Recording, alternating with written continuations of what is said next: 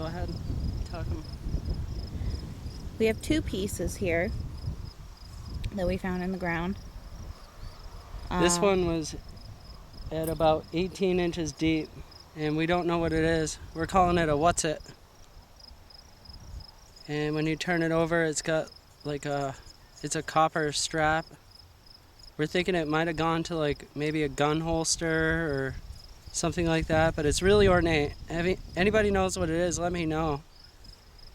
And then another hole I dug up over here, we found this old belt buckle. And it's a beauty. We think it's silver gilded. And you can see the old soldering mark. So it would have been worn as probably a lady's belt buckle. But I'm going to make it into a brooch. Yeah. Yeah, we're going to bring it maybe to a jeweler and see if they can put another pin on here. Yep. And so Danielle can wear it. But it's got a nice lady on there. It's very, very ornate. It's probably one of my best finds ever right here. So I'll put that in the pocket, and Danielle's going to show you a little bit of the view of Mount Washington over in New Hampshire. We're way up on the hill in Danville at about 1,200 feet out at my parents' house. And I have another signal over there, so I'm going to start digging that. I'll fill in this hole later. See what else we can find.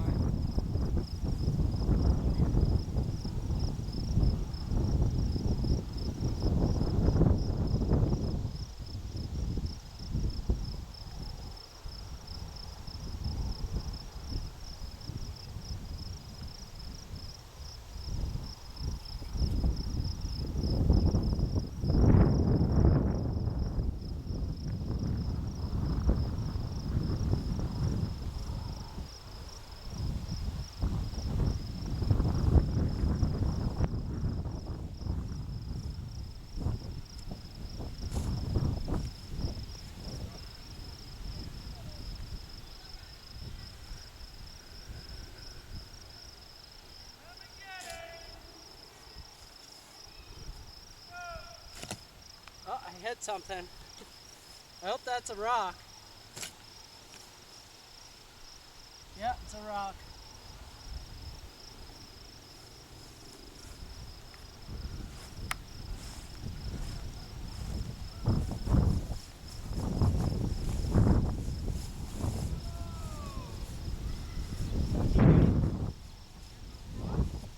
It's right in between Rob is using the 81 AT and Pro 90. Jumping around though. by Garrett, and it's between 70. 81 and 90. Oh, and 70.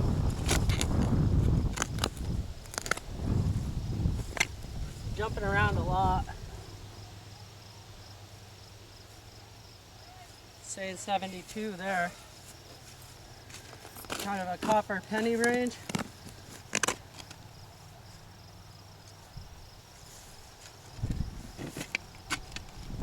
Hopefully we don't scratch whatever it is. I'm really interested to find out how old the brooch is. Me too. It's got to be 1800s. Or belt, excuse me. Reading even better now. 82. Saying over 10 inches.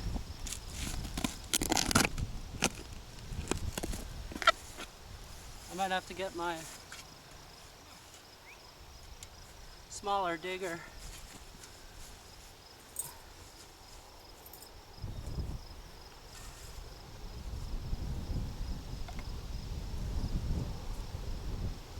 Now I'm not even hearing it.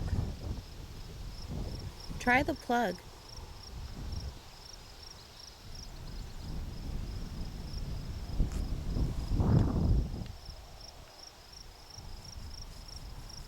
Check your plug. Yeah, I checked Nothing? that already. Okay. It was definitely in here somewhere.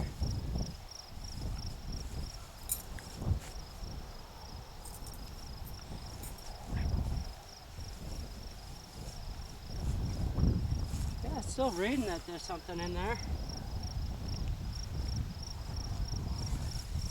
Let's try it back.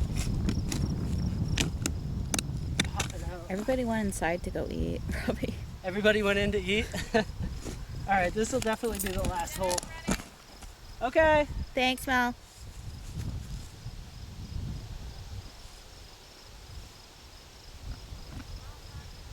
It's definitely rockier here than the other holes.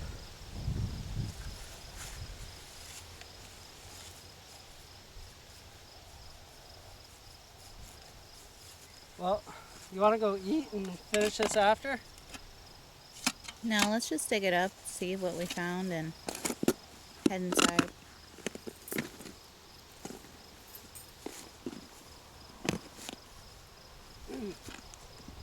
My goodness. Another deep, deep signal, huh? I guess so. The deeper I get, the better it reads, though. It's That up hole's at huge.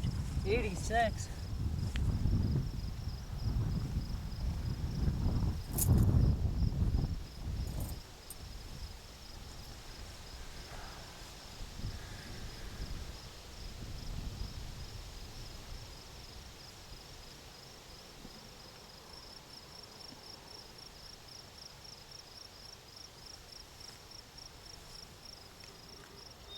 You got it out.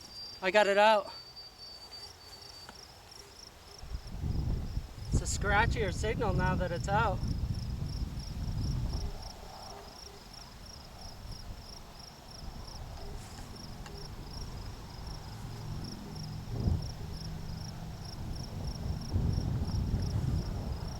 What did we find? A meteor?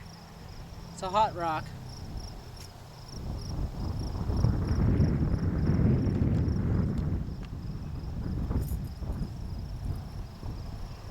Couple of hot rocks.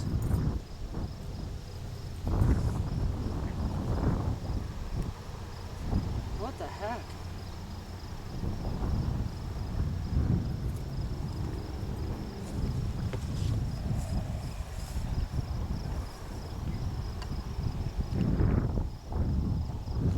It's only reading 40 now.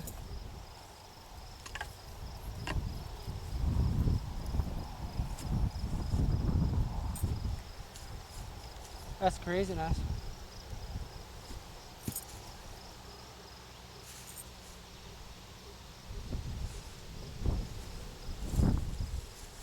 How much does the rock read?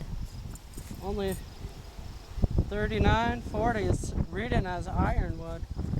Okay. I have no clue. Or maybe I just went in too deep and something's sitting at the bottom of the hole. Okay. I'm getting yelled at, huh? Yep. Alright, well I guess that's it. We'll have to investigate that rock.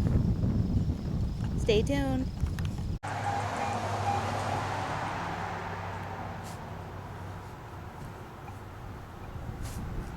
Got a signal in the 90s.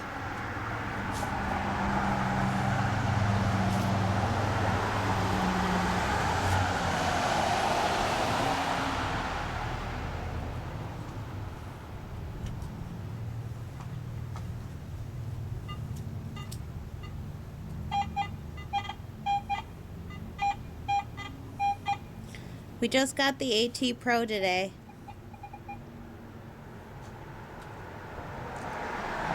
It's kind of a surprise. We thought we would get it next week.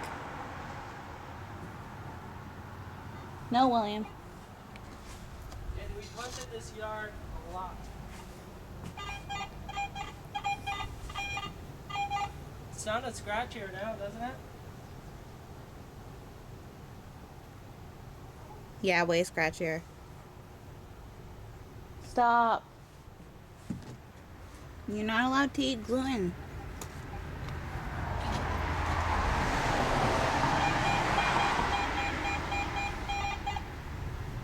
You don't get a good signal like that every once in a while.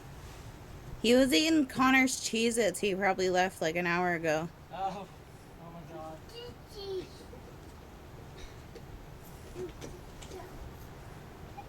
Alright. out to be harder to find than I thought.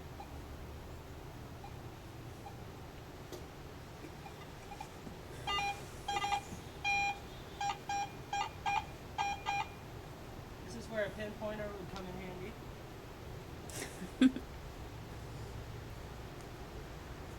handy. Robbie.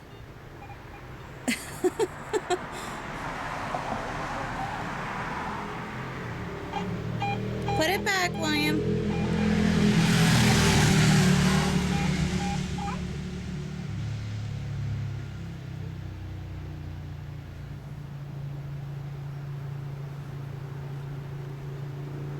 Wow.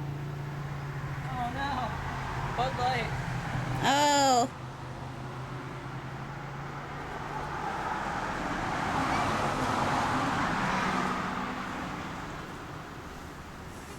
Tell them about the Wheaties though. Oh, Rob found 2 wheat pennies right over there. Can't even tell. That hole wasn't as pretty, but I just couldn't find the target. Hi. It's your turn.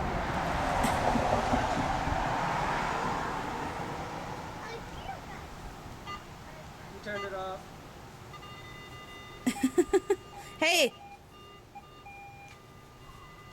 No. It's a road.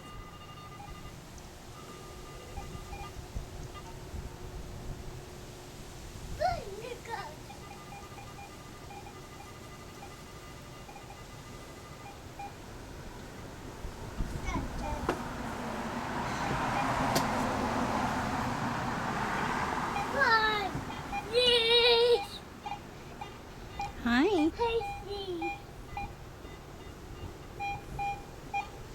Where are you going?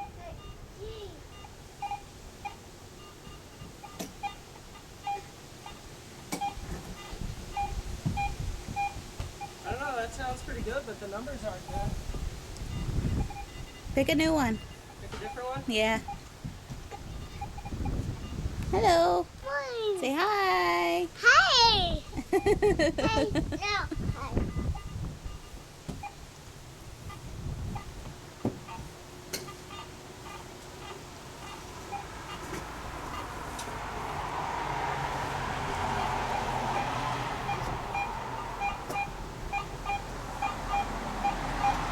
There's a good signal.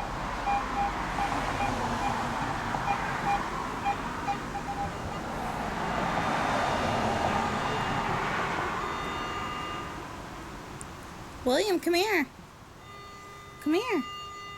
You want to play in the backyard?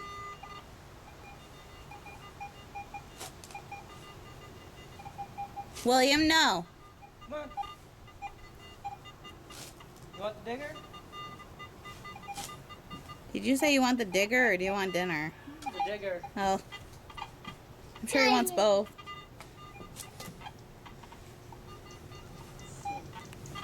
Hi. She. I don't have a good angle up here. I'm going to go down. Okay. Something in here. William, you could have waited for me.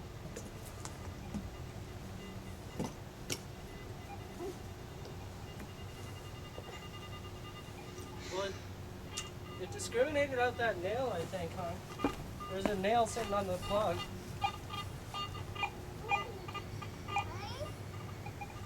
I can't swing, William.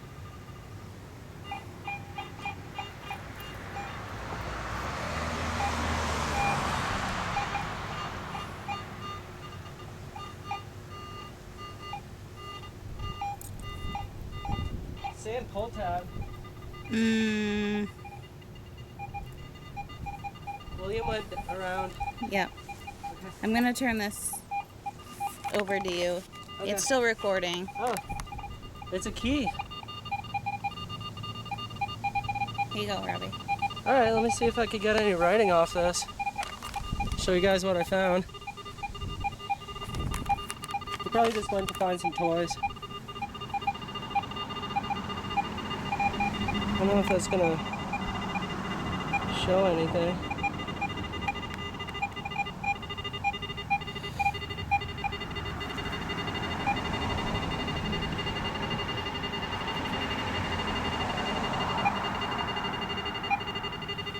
Don't know. Pretty cool little find. I'll have to clean it up later.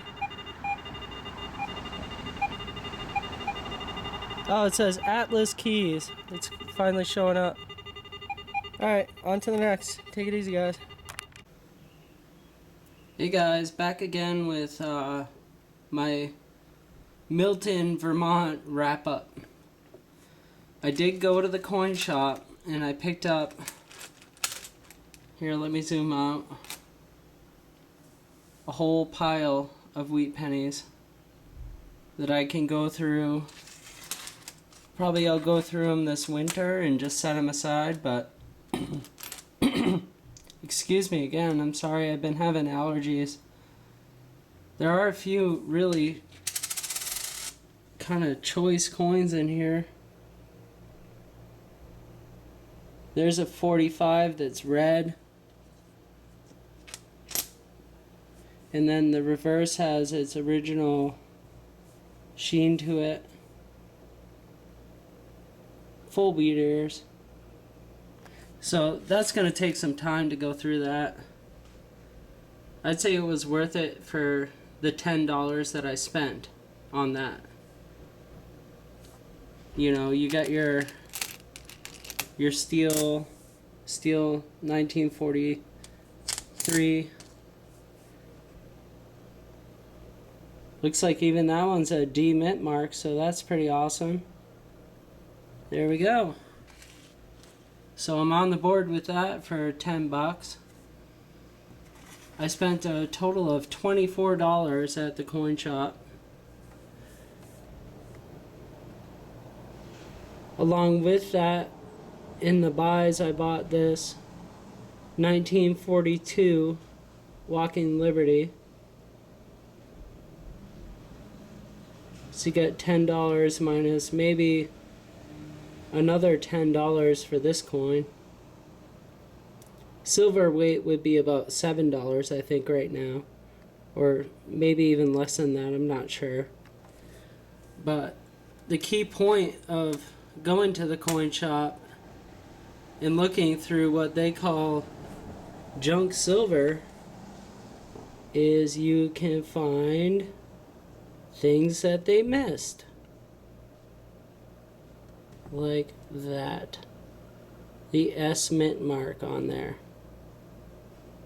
So that makes it quite a bit better than just a regular coin.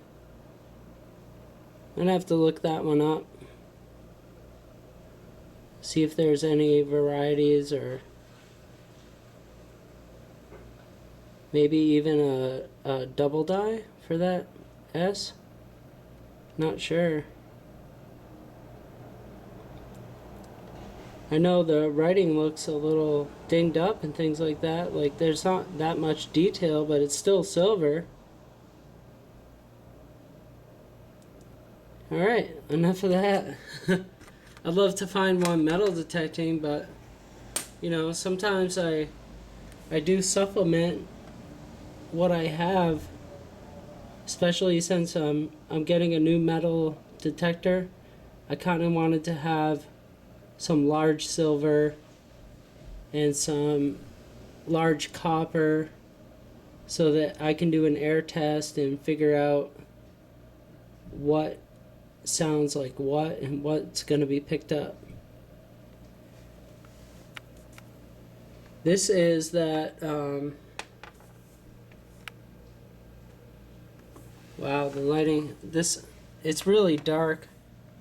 See, where I was in the pine trees, so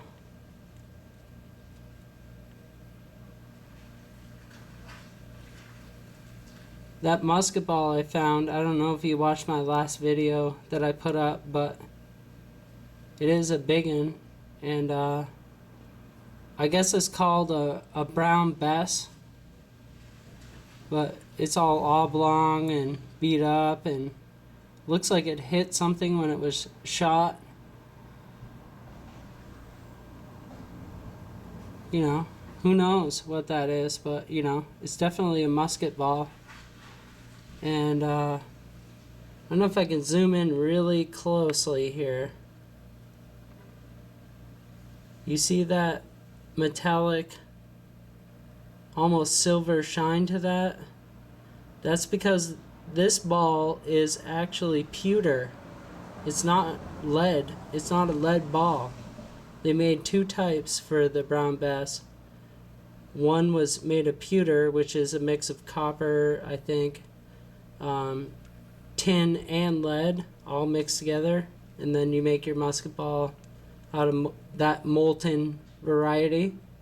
And that's more rare than finding just a straight lead ball.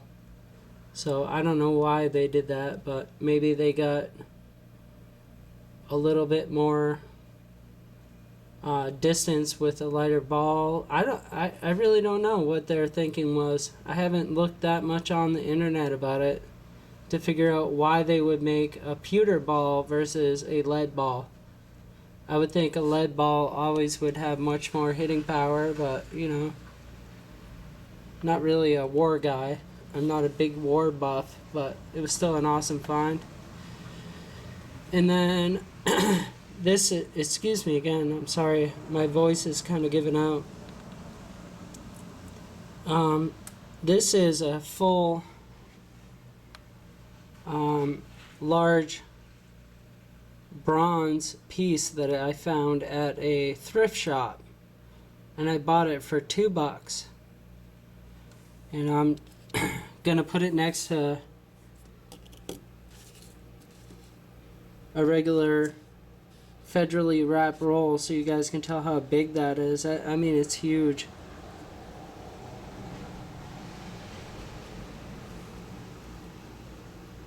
It's almost, yeah, it's just about half a roll of pennies wide. And it's got baby Jesus with Mary and Joseph on one side and the Star of David. And then on the reverse, I don't know which is the front or the reverse. I'm assuming that's the front. And then this is the reverse. But you've got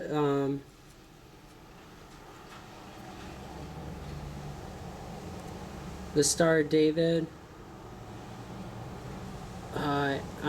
I'm really drawing a blank. I know what it is, but I can't think of it. You got the guys that brought the silver, gold, frankincense, and myrrh to baby Jesus. It's like the gift of the Magi on the reverse. And whoop, good thing I left it in the plastic. You're not going to probably see it, but somewhere in here, you can see it's like riveted like a coin on the edge. And then you get to here. Probably won't focus, but it says 100% bronze, and then it's got a couple other hallmarks, a copyright, and it says 1978 on it. So that was a pretty cool acquisition, I think. And then I've finally got the text gun all cleaned up to where I can show it to you guys finally. And it's pretty awesome. I love it. Usually I only find a piece of it, like the trigger or the barrel or the butt. But this one's all there. I mean, it's fully functioning. You flip this up. Of course, it's not going to cooperate when I go to do it on video. But yeah, it's stuck. Hold on a second, guys. Hold on.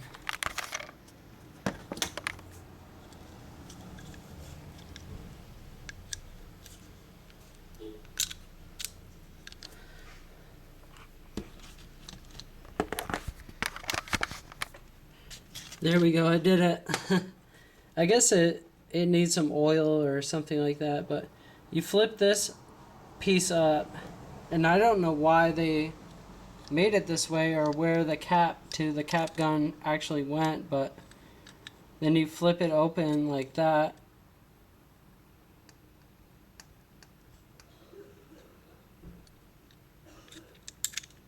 close it back down, flip this over, and then you can cock it like that.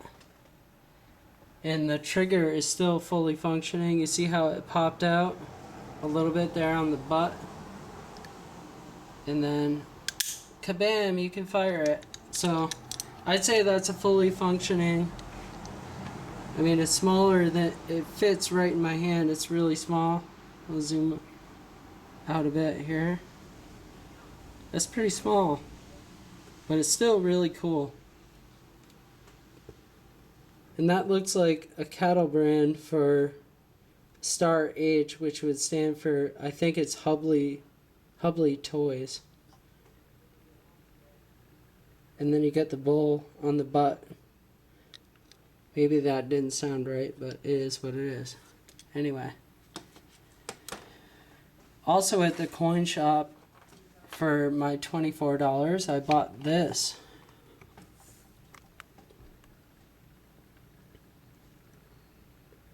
A nice 1959 90% pure Washington proof. And I'm telling you what, I took this out of the plastic and picked it up by the rim. And what looks like scratches and things on there, it's really not. It's just the plastic container. It is flawless. Absolutely flawless. And when you hold this particular coin in the sun, it has some rainbow. I don't know if you'll ever pick that up on camera, but it has some rainbow toning on there that is just insane when you hold that out in the sun. Maybe right there at that angle you might be able to tell a little bit. But in straight sunlight, that thing is shining. Couldn't believe it. I think this was definitely the bargain of the day, though.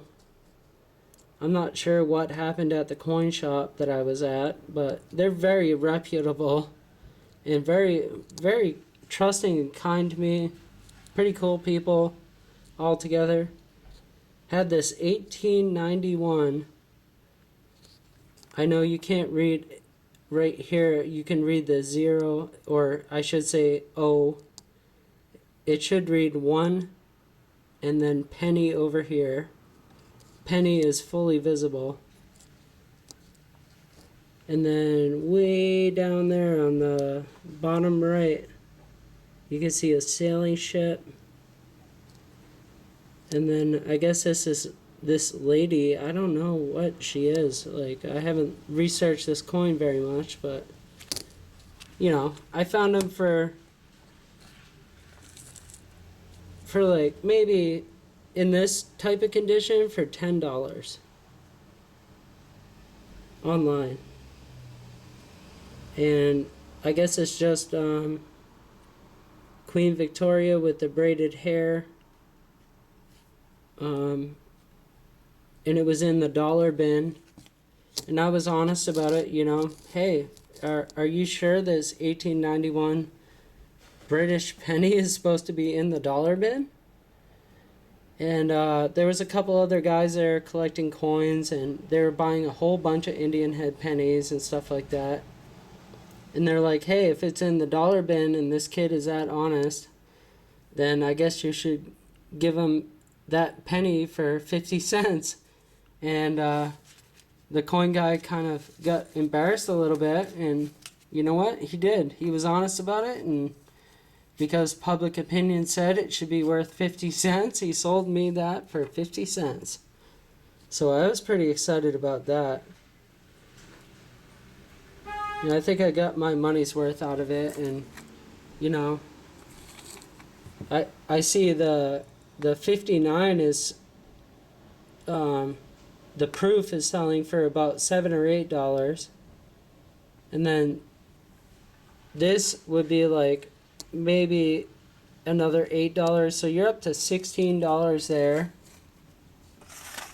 And then $10 I would think for a 1942 in this kind of condition, which is not the best condition in the world, but guess what? It's got that as mint mark, and I think they may have overlooked it right there. So I made my money back right there on those 3 coins, and I have all those weeks to go through. And who knows, there could be something in there. I looked through a lot of it, and I've had some luck before finding some teens, pennies in the mix, but this time I think it's all 40s and 50s, but I'm okay with that because there are some errors and double mint marks and things like that to look for in here. So, you know, it's all a gamble, but when you kind of play it right and spend your time and look, and then finally you'll find what you want to buy, you know, and those guys did a really nice thing by giving me that for that price, so I was pretty excited.